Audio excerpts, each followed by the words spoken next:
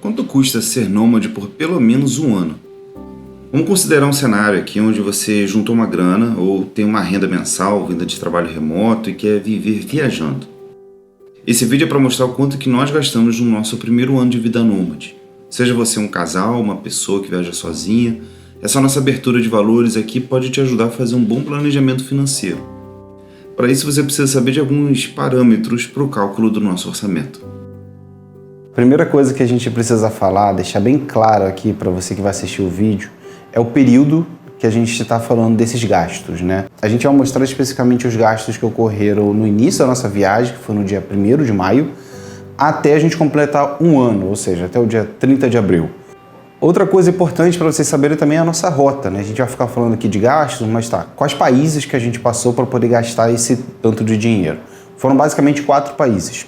Lembrando que a gente saiu em maio, né? Acabei de falar, lembra? Em maio de 2019, a gente foi para a Itália, onde a gente passou 3 meses. Depois a gente foi para o Canadá, onde a gente passou quase 6 meses. Depois a gente foi para a Sérvia e aí a gente foi para Portugal. Na Sérvia a gente ficou 2 meses, em Portugal, que vai ser o finalzinho desse ano aí que vocês vão ver agora. Vai ter hora que a gente vai falar gastos em reais, vai ter hora que a gente vai falar os gastos em dólar. O importante é que vocês saibam que duas coisas, né? Se eu falar em reais, eu vou mostrar em dólar aqui no texto, ou vou mostrar os dois. Outra coisa também é a questão da conversão, que é bem importante, né? O dólar na verdade o real, né, tem se desvalorizado muito desde que a gente começou a viajar. De toda forma, a gente vai mostrar aqui os dois valores para vocês terem uma ideia do que a gente está falando nos dois sentidos. E se você não tem nenhum lugar para poder anotar esses gastos, nós temos uma planilha. Então é só procurar aqui o link em algum lugar, ou está na descrição, ou nos comentários. Fica aí uma caça ao tesouro. Você fica à vontade para poder achar essa planilha, usar, baixar e anotar os seus gastos. Qualquer dúvida também, só conversar com a gente. Aproveita e já clica aqui para poder ver o vídeo que a gente fala sobre a importância do controle financeiro ao longo da viagem. E o último ponto antes de vocês assistirem o vídeo é que os valores que a gente vai mostrar aqui são os valores no total, antes de dividir por 2. Não necessariamente a gente vai estar falando de um gasto que dá para você compreender como sendo para 2 pessoas. Por exemplo, o preço da casa não varia muito se você está sozinho ou viajando com alguém. Normalmente é um preço muito parecido. Mas às vezes gasto de alimentação, aí você vai poder ter uma variação, né, dividindo por 2. Mas deixando claro que se a gente falar de um valor aqui, se a gente falar um gasto, por exemplo, de 100 reais, é para você considerar que no final das contas ficou 50 para um, 50 para outro. Outra coisa que eu lembrei de falar, gastos pessoais, como coisas para cabelo, para, sei lá, roupa também, e também gastos profissionais de equipamentos, máquina, esse tipo de coisa, não entram nesses custos, nesses gastos que a gente está falando aqui. Tá? Esses são gastos que a gente anota tudo direitinho, mas a gente vai mostrar basicamente os gastos relacionados ao custo de vida nômade. Então, se você de repente não é fotógrafo ou videomaker como a gente, fica tranquilo, você vai poder se comparar direitinho. Se você não sabe se você não tem barba, se você não tem cabelo, sei lá, você não precisa se preocupar com esses gastos pessoais também, que não vão entrar nesse quesito aqui, tá bom? Então, realmente, são os gastos para o custo de vida.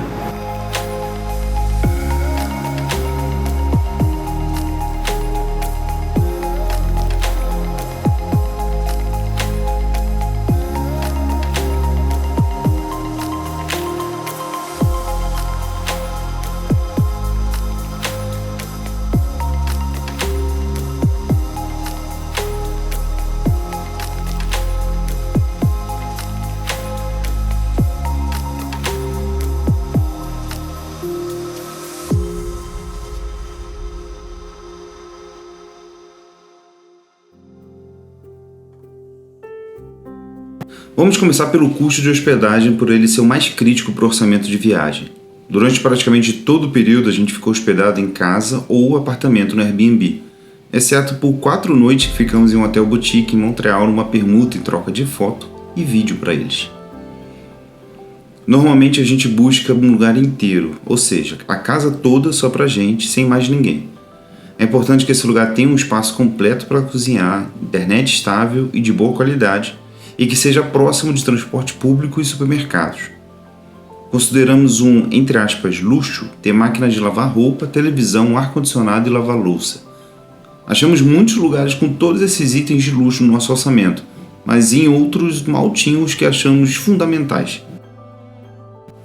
No geral, gostamos bastante de todos os lugares que pegamos, exceto pela segunda casa que ficamos na Itália, na cidade de Perugia, e a primeira casa que ficamos no Porto, em Portugal, que tinha problemas de umidade e barulho na vizinhança.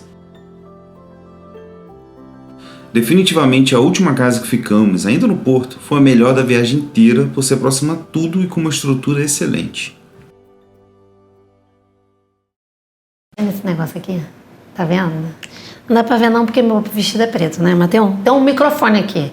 Graças a você aí que tá apoiando a gente pôde comprar esse microfone de lapela aqui e o áudio talvez esteja melhor. Eu não sei porque eu não tô ouvindo. Quem tá ouvindo é o Pablo que tá do outro lado da câmera. Mas eu acho que o áudio tá bem melhor, porque agora a gente tem um microfone que joga aqui, ó. Pega só a nossa vozinha assim, ó. Aí, enfim, obrigada. Queria agradecer, porque você que apoia a gente pôde pagar isso aqui pra gente, tá bom? Muito obrigada. Espero que você goste desse conteúdo agora com a ASMR. E se você ainda não apoia a gente, quiser apoiar, desculpa, gritei um pouquinho. Tá aqui o link, ó, apoia.se/NaMãeDeLacaLouco, tá bom? A partir de R$5 você já consegue apoiar a gente e ganha muitos benefícios de olhar pra nossa carinha todo mês, tá bom? Beijo, obrigada.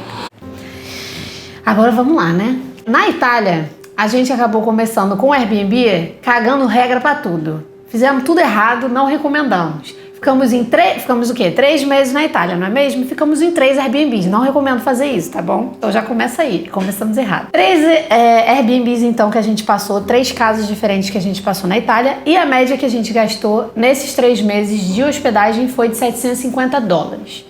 O valor em reais, a produção vai botar aqui embaixo, tá? Sempre. Metade disso foi para cada um. Aí no Canadá, a gente cometeu mais uma burrada? Cometeu, a gente ainda não tinha aprendido. Aí a gente ficou, ó, quase 6 meses no Canadá, tá? Só pra vocês entenderem. Foi 5 meses e meio, mais ou menos, aí, então a gente tá considerando quase 6 meses, tá? No Canadá, a gente, em agosto, quando chegou, a gente ficou numa casa, assim, absurda de cara. É um nível muito absurdo de cara. Vou deixar aqui porque eu não consigo nem falar, tá? Pá, produção, bota aqui. Então, considerando essa casa cara no primeiro mês que a gente ficou lá, a média aumentou para um cacete, entendeu?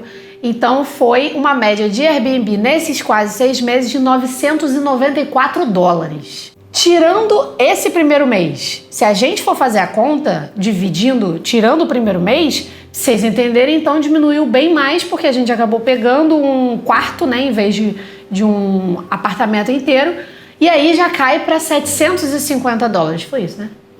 $750 a média mensal. Então, só pra gente considerar, então, que aumentou bem mais, porque realmente a gente fez a cagada de pegar uma casa muito cara no começo do Canadá.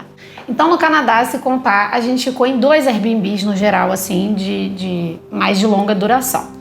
Na Sérvia, quando a gente chegou, a gente ficou 2 meses na Sérvia e a gente ficou em um Airbnb só, tá? Desde sempre foi um Airbnb só. Aí o que eu posso dizer pra você? Que a gente realmente aprendeu a porra da lição.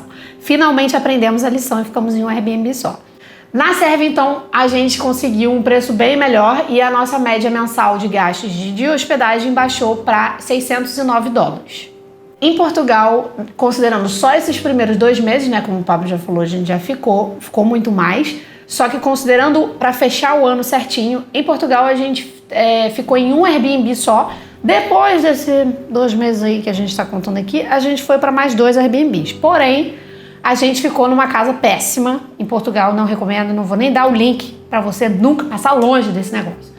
Então, nesse apartamento, a gente já dividiu os custos com a minha mãe, então baixou um pouquinho mais, se você considerar aí a média de todos os lugares que a gente passou, essa foi a mais barata, só que lembra, a gente dividiu por 3, então a média acabou ficando $580 mais ou menos, em cada mês.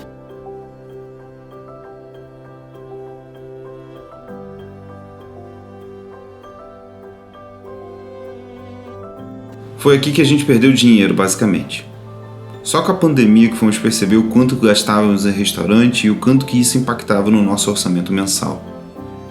Temos o hábito de cozinhar para comer em casa, mas mesmo que a gente saísse para comer só 2 vezes por semana, volta e meia pedimos alguma coisa.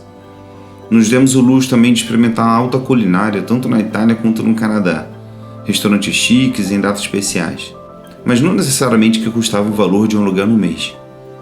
Ainda na Itália, a gente colocava na mesma classificação tanto os gastos de restaurantes quanto os de feiras e supermercados. No Canadá, mudamos isso e passamos a separar justamente dessa maneira.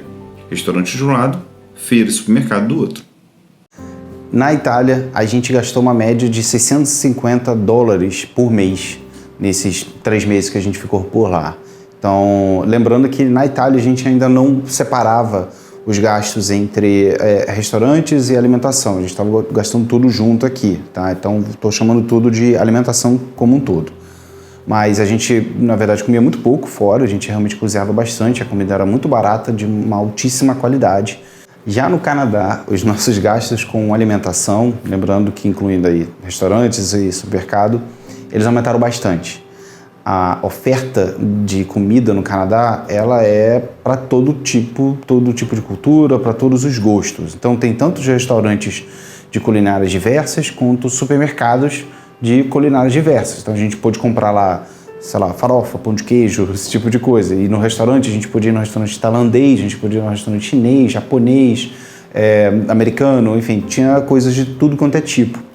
Além disso, a nossa vida social também aumentou bastante. A gente fez vários amigos no Canadá, chegava no final de semana e a gente ficava com várias coisas para poder fazer. Isso fez com que a nossa média mensal de gastos com alimentação ela aumentasse, ela chegasse a $750 por mês. Isso fez uma grande diferença, teve um grande impacto no nosso orçamento. Esse tipo de coisa fez com que a gente tomasse um baque ali grande, mesmo que o dólar canadense, ele na época estava por volta de 3,30 para o real, não era uma coisa como 4, 5, como estava já o euro, ainda assim, né, é uma moeda mais cara do que o real, e o real só foi perdendo valor durante esse tempo, esse ano todo que a gente estava viajando. Então, sim, deu um impacto grande para a gente no orçamento ficar ali no Canadá. Quando a gente foi para a Sérvia, a gente se surpreendeu muito com a comida, é uma comida muito gostosa. A gente tinha restaurantes muito bacanas para a gente poder frequentar. Ainda estava na época pré-pandemia, então a gente pôde sair um pouco mais, até porque o preço de se comer, o custo de vida na Sérvia foi um dos mais baratos que a gente tinha visto até então. Principalmente porque a gente saiu da Itália gastando em euro e no Canadá gastando em dólar canadense. Quando a gente foi para a Sérvia, onde a gente tem o dinar sérvio, né, a moeda deles, a gente sentiu um baque muito grande. A comida era gostosa e mais barata, inclusive mais barata do que a gente conseguia pagar no Rio de Janeiro, sabe? Um restaurante bacana, um restaurante com todo um requinte, né? Toda uma parada legal, você pedia entrada, sobremesa, não sei o quê, e aí no valor convertido em reais, para os dois, dava tipo R$100, sabe? Um restaurante bacana, que a gente facilmente gastaria 200, 300 reais aqui no Rio de Janeiro. E lá a gente pagava em média R$100. Então, muito abaixo disso, numa comida normal, um restaurante comum, comida simples, a gente podia pagar 10, 15 reais. Isso fez com que os nossos gastos mensais eles ficassem bem abaixo do que a gente estava vendo até então. A gente caiu lá dos $750 que a gente estava vendo no Canadá para $200 na Sérvia. Quando a gente chegou em Portugal foi no dia 11 de março, foi bem no dia que foi decretado que esse negócio do coronavírus era uma pandemia, né, global, e 2 dias depois fecharam os restaurantes, né, as pessoas começaram a ficar em lockdown ou algo próximo a lockdown. Então, na verdade, a gente só teve ali um dia que a gente foi no restaurante, a gente comeu pastel de nata. Cafeteria. Uma cafeteria de manhã para tomar um café da manhã. No mês de março, então, a gente teve ali quase que até a metade dele, a gente ainda estava na Sérvia, ou trocando, né, viajando, trocando de país, e a outra metade a gente ficou só em Portugal. Então, o mês de março ficou em $360 o mês, e no mês de abril, que foi o último mês que a gente gastou, que a gente está trazendo aqui os gastos de alimentação, a gente gastou algo em torno de $200, e foi só supermercado. A gente não comprou nada em restaurante, os restaurantes estavam fechados, e a gente também nem procurou saber se estava tendo delivery. Então foi só realmente com o supermercado. E com um detalhe, a mãe da Bárbara estava com a gente já nessa época, já era uma programação que a gente tinha, desde elas se encontrarem ali em Portugal para poder resolver questões delas de cidadania, enfim. Bem no dia que ela chegou em Portugal foi o dia que fecharam as fronteiras, foi ali mais ou menos no dia 17.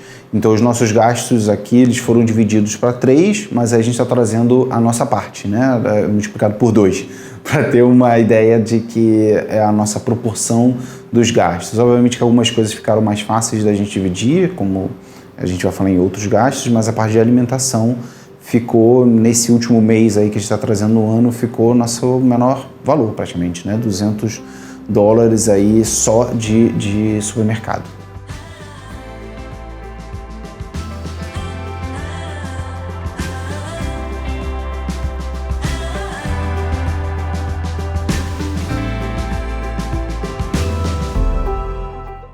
Para entender os gastos com transporte, a gente precisa separar em duas categorias: o transporte público, os trens, ônibus, bonde, metrô e tudo mais que você pega para poder se locomover dentro da cidade. E os gastos com passagens aéreas, marítimas, terrestres para poder chegar e sair dos países. Na maior parte do tempo usamos milhas para chegar nos países. Pagamos a livelo para acumular milhas e essa é a nossa recomendação para quem não acumula muitos pontos no cartão de crédito ou não tem forma de acumular milhas. Achamos que a Livelo é um investimento aceitável pelas promoções que as companhias aéreas fazem, mas podemos detalhar melhor isso com o tempo. O fato é que no início pagávamos um plano de 7.000 milhas por mês, cerca de R$ 229,90, e hoje pagamos o de 1.000 milhas por mês, R$ 41,90. Quando chegamos num novo país, normalmente só compramos passagens com milhas. Foi assim praticamente o ano todo até a gente sair da Sérvia para Portugal, quando não tínhamos milhas suficientes. Gastamos um pouco mais de $1.000 durante todo esse ano. E nesse valor ainda estão inclusos trens, ônibus, metrôs e até os bondinhos estranhos que a gente pegava. Gente, todos os valores que a gente vai passar aqui é importante saber que está unindo todos os transportes públicos que a gente usou nas cidades que a gente estava, mais as nossas passagens aéreas. Então, assim, se o valor for muito baixo, entenda que milhas, cai milha aqui, chuva de milha, bota uma chuva de milha, produção. Milha, porque milha salvou nossa vida. A gente acabou não gastando quase nada de passagem aérea esse ano para viajar.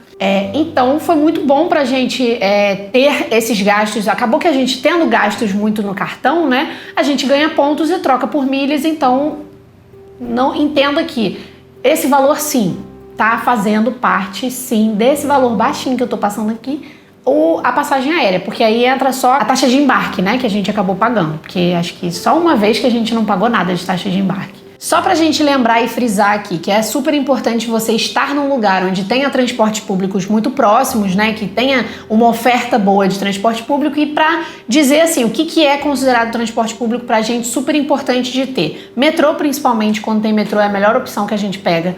Ônibus, se não tiver também é bom. Se não tiver também é bom não, Então assim, né, trem, ônibus, metrô. Trem, super importante, salvou nossa vida na Itália. Metrô salvou nossa vida na Itália e no Canadá. Bondinho, então, VLT, qualquer coisa que seja transporte público é melhor do que o Uber normalmente pra gente, tirando a questão do cenário atual do coronavírus. Na Itália, então, como eu falei, a gente usou muito trem. A gente usava o tempo inteiro quando a gente queria trocar de cidade para outra, a gente usava o trem. Quando a gente queria conhecer uma nova cidade só para turistar, a gente usava o trem. E se eu não me engano, do aeroporto para os Airbnbs, a gente pegou alguns metrôs e alguns trens também. Então isso era bem dividido. Na Itália, então, a nossa média de transporte público nesses 3 meses ficou de, $127, tá? Então, nesses 3 meses, $127 por mês, mais ou menos aí, de transporte público.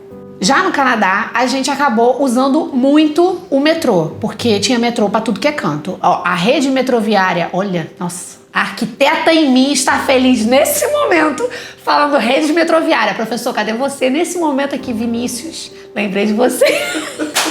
Nossa Senhora, feliz por estar falando essa palavra. Ela funciona muito bem, ela tem uma malha muito boa. Nossa, malha é outra palavra maravilhosa. A malha de metrô é muito boa, atende bem a... Eu falei Canadá, mas na verdade é Montreal, né? Tem que lembrar disso, que a gente não sabe como é que é nas outras cidades. Mas a rede metroviária, a malha de metrô em Montreal é maravilhosa. Ela atende muito bem todas as áreas da cidade. Então a gente pegava muito metrô, a gente sempre, sei lá, ia no centro da cidade, a gente pegava metrô, porque a gente acabou ficando mais no subúrbio, né? Subúrbio. Então quando a gente queria ir no centro, a gente acabava pegando muito mais metrô sempre, ele atendia bem a gente. E também a mesma coisa, do aeroporto para sempre os nossos Airbnb, sempre deu pra gente pegar o metrô também. A média de gastos mensais com transporte público em Montreal foi de $62. Foi muito baixinha, porque realmente o metrô não é algo muito caro, né? Tipo, você paga ali, pra nossa realidade mas $62 realmente dá pra entender. Já na Sérvia, a gente ficou num lugar muito privilegiado, a gente estava muito perto de tudo, não precisou usar nenhum transporte público. Só que aí o porém, né? Quando a gente foi do aeroporto para nossa casa, a gente teve que pegar Uber e do Airbnb também para o aeroporto de volta foi Uber, porque não tinha uma opção. Acho que a gente ficou com preguiça de ver, sei lá. Também, né? Você chegou num lugar que não sabe falar a língua, não sabe ler o alfabeto, não entende nada. Quase ninguém ali tava dando opinião sugestão. Informação pra gente em inglês. E aí a gente ficou meio perdido, falou: vamos pedir um Uber que é mais seguro. Então eu não sei dizer, talvez sim tenha a opção de transporte público no lugar que a gente estava morando. Só que também lembrando, né, onde a gente ficou na Sérvia, o aeroporto era bem afastado do nosso Airbnb. Então era quase que numa cidade diferente, assim. Foi quase, acho que mais ou menos uma meia hora, né, de viagem de carro. Então, ida e volta, né, porque no primeiro dia que a gente chegou e no último dia que a gente ficou na Sérvia, foi um gasto de $50 aí, nesses 2 meses só com transporte público, tá? E lembrando, contando com a passagem também, porque foi em Minas. Lá em Portugal, na cidade do Porto, tá? A gente usou o metrô para ir do aeroporto pro nosso Airbnb e vice-versa, né? Então, e lá acabou que, de novo, a gente não precisou ficar pegando tanto o transporte público porque estávamos em lockdown. Então, assim, se a gente pegou foi pouco só para ir pegar a minha mãe, por exemplo, no aeroporto. Foi isso que a gente fez, que é aquele metrozinho de superfície que tem lá na cidade do Porto. E para a gente chegar da Sérvia para Portugal, foi a nossa única exceção, o único momento, juro, gente, um único momento, nesse último ano que a gente pagou por uma passagem aérea. E aí, por isso, foi muito mais caro o nosso gasto em dólar com transporte público.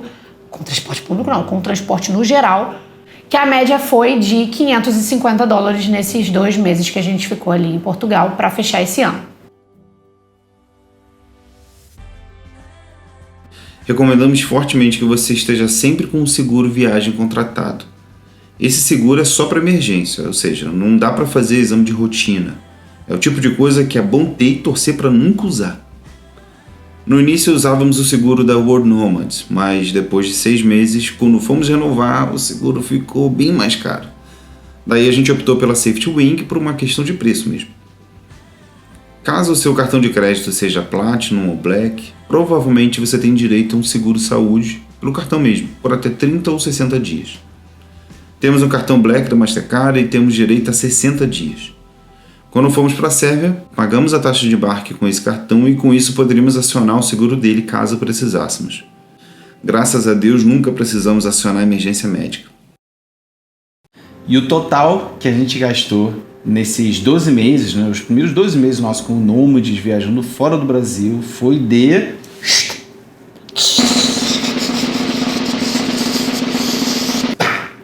$21 mil. Quê? Quanto dá isso em reais? 1 milhão, não sei. Hoje em dia... Hoje em dia tá nesse nível. A verdade é que, obviamente, como a gente falou lá no início, né? Se a gente fosse fazer essa viagem hoje, muito provavelmente a gente não teria ficado nos mesmos lugares que a gente ficou. Quando o dólar tava 4 e pouco, quando o euro tava abaixo de 5. Provavelmente nesses lugares, se a gente fosse repetir, eu acho que a gente pegaria, sem exceção, todos quarto em vez de casa inteira. E eu com certeza eu optaria por ir para países mais baratos, né? Com custo de vida mais baixo que o Brasil, sim, com uma moeda que não esteja fazendo tanta diferença, né? Com relação ao real, enfim. O poder de compra nosso tá caindo bastante, né? A nossa renda de trabalho remoto, ela ainda é baseada em reais, né? A gente não ganha em dólar ou em euro, seria tanto quanto mais fácil, obviamente. Mas... Esse barulho vocês estão vendo nossa vizinha. Isso. Não dá, é o dia inteiro, então tem que gravar assim mesmo, vai. Então esse foi o nosso gasto aí durante 12 meses. Obviamente que tem muitos privilégios que a gente pode falar, não só o fato da gente ter guardado dinheiro para poder fazer isso, como também privilégios, né, sociais que a gente foi tendo ao longo da vida.